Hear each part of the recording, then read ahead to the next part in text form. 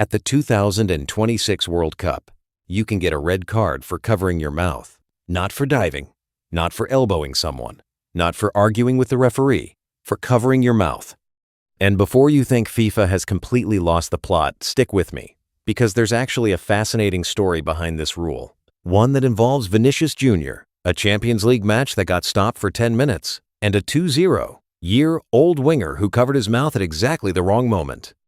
And by the end of this video, you'll understand why FIFA decided to add this to the rulebook of the biggest tournament on earth. Let's go back to February 2026. Benfica versus Real Madrid, Champions League knockout stage. Vinicius Jr. scores, celebrates in front of the Benfica fans, you know how that goes, and on his way back to the halfway line, Benfica's Gianluca Prestiani walks up to him. And instead of just saying whatever he had to say, Prestiani pulls his shirt up over his mouth and speaks directly into Vinicius's face. Now here's where it gets interesting. Vinicius immediately turns around, sprints to the referee, and reports alleged abuse. The game stops for almost 10 minutes. UEFA's anti-racism protocol kicks in. Real Madrid players are furious. And the football world starts asking the same question. What exactly did Prestiani say into that shirt? Prestiani denied making racial slurs. He claimed Vinicius misunderstood him. UEFA eventually gave him a 6-match ban for homophobic conduct. But the damage to the image of the sport was already done. And that moment, that one shirt over a mouth, is what changed the laws of football. FIFA president Gianni Infantino said it out loud. If a player covers his mouth and says something, and this has a racist consequence, then he has to be sent off.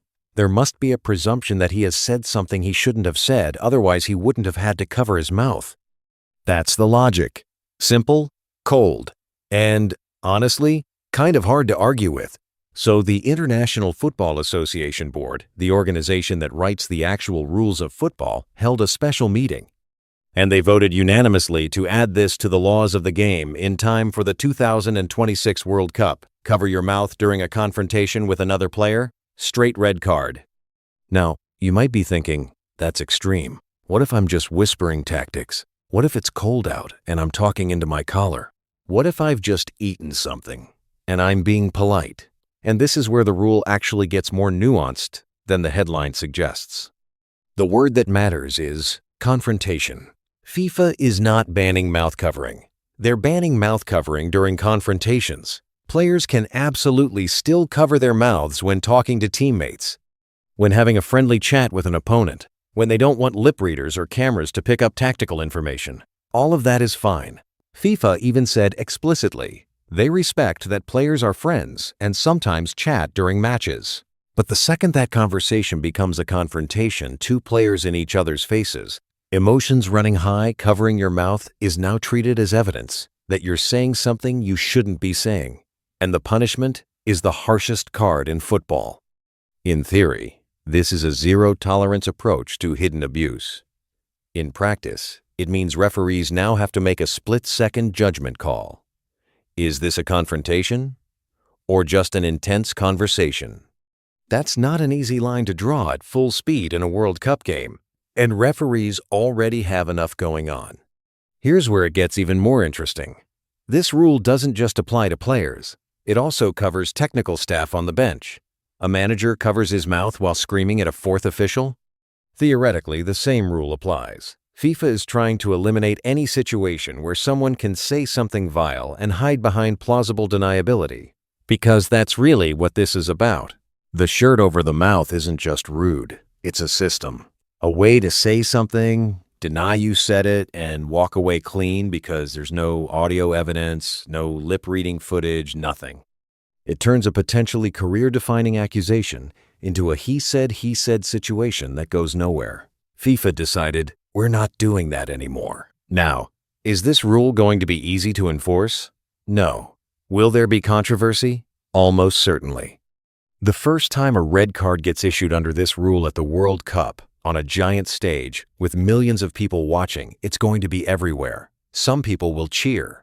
Some people will say the player was just nervous and covered their mouth out of habit, and that debate is going to be loud. But consider the alternative. Before this rule, covering your mouth during a confrontation was completely legal. You could walk up to an opponent, say literally anything into their face, and as long as no microphone caught it, nothing happened. The victim could report it, the match could be paused, an investigation could be opened, and months later, a ban might come through. Maybe. That system clearly wasn't working. So we're back where we started. At the 2026 World Cup, you can get a red card for covering your mouth. And now you understand exactly why. One incident, one shirt, one moment that the entire football world watched and couldn't explain. And FIFA looked at that moment and decided, if you have to hide what you're saying, you probably shouldn't be saying it. The rule is named after no one officially, but everyone in football knows where it came from.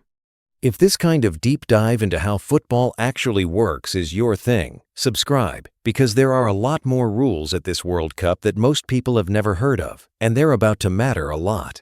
And do not forget the like for the video. See you